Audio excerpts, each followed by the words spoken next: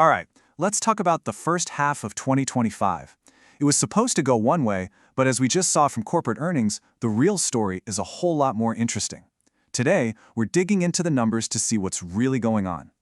So remember back after the first quarter, everyone had their predictions locked in. But now that Q2 earnings are out, we can finally see what actually happened. Which trends caught fire, which ones kind of fizzled out, and what new challenges are popping up. Let's get into it. Okay, here's how we're going to break this all down. We'll start with the AI spending spree. Then we'll look at the consumer, which is a real mixed bag. After that, a total game changer in healthcare, and then the one big question on every CEO's mind, tariffs. And finally, we'll put it all together to see what the second half of the year might look like. All right, first up, the biggest story out there, AI. If Q1 was the warm-up, Q2 confirmed it. This is a full-blown spending arms race. So Google just comes out and drops this number that made everyone's jaw hit the floor. $75 billion in capital spending for the year. Just to give you some context, that is a staggering amount of money, and almost all of it is going straight into the technical infrastructure, the servers, the data centers that powers this AI revolution.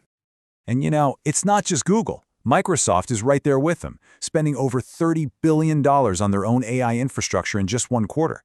They're calling it a response to strong demand signals, which is really just corporate speak for, we literally can't build this stuff fast enough. And all that spending creates a huge bottleneck on the supply side. This quote from the CEO of TSMC, the company that makes the most advanced chips in the world, says it all. They can't keep up.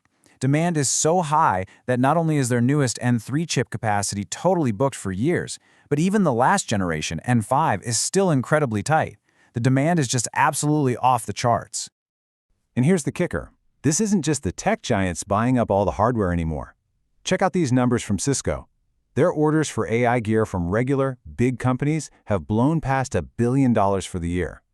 This is a huge shift we saw in Q2. It means we're past the experiment phase. Real businesses are now building serious AI capabilities. So, while the AI story is one of just pure acceleration, the story for the consumer, well, it's a lot more complicated. If Q1 hinted at a split, Q2's earnings reports really drew a sharp line in the sand. We've got clear winners and losers here. I mean, just look at this contrast. On one side, you've got a value-focused place like Walmart, and their global e-commerce just exploded by 25%. People are clearly hunting for deals and convenience. But on the flip side, luxury brands like L'Oreal actually saw sales shrink in key markets like North Asia. It tells you that a lot of discretionary spending is really getting squeezed.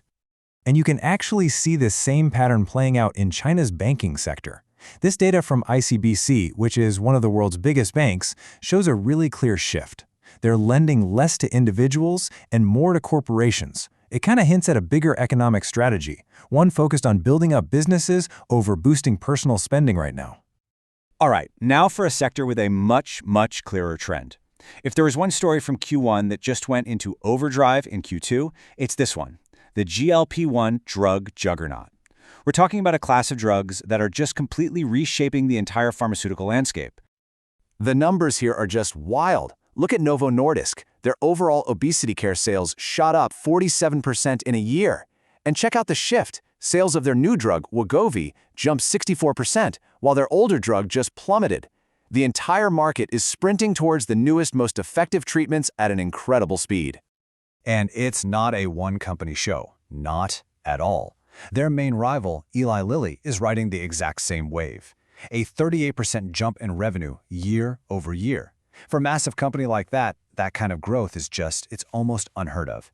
And it's all because of their GLP-1 drugs.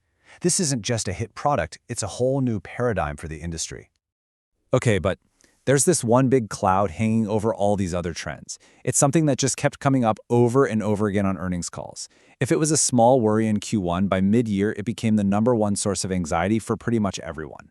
Tariffs.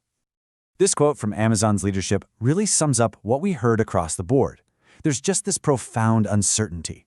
Nobody knows what future trade policy is going to look like, which makes it incredibly difficult to plan anything, from inventory to pricing. Then you have companies like L'Oreal, who are taking a different approach. They aren't waiting around. They're convinced the impact is coming and it's going to get worse. So their whole strategy is about figuring out how to absorb those costs themselves. They're basically bracing for a financial hit. And for a company like the drug maker AbbVie, this is a really critical point. For them, just hiking up prices to pass the costs on to customers, they're saying that's just not an option. It's not viable. So that forces them to find the money somewhere else, likely by squeezing their own operations. So what happens when you put all this together? You've got these incredibly powerful but kind of conflicting forces at work. What does that tell us about the second half of the year? Well, a few key things really stand out. So here it is, the big picture after the first 6 months. You've got this AI gold rush, with tech spending billions, limited only by the physical supply of chips. At the same time, the average consumer is getting more cautious, choosing value over luxury. And then you have this massive tariff wildcard just waiting to disrupt supply chains and drive up costs for everybody. And all that leaves us with one final, huge question as we look ahead. You've got two massive, opposing forces, a powerful technological tailwind from AI pushing everything forward, and a significant economic headwind from tariffs threatening to slow everything down. So which one is going to win? Will the AI boom be strong enough to power through the drag? That is the story to watch for the rest of 2025.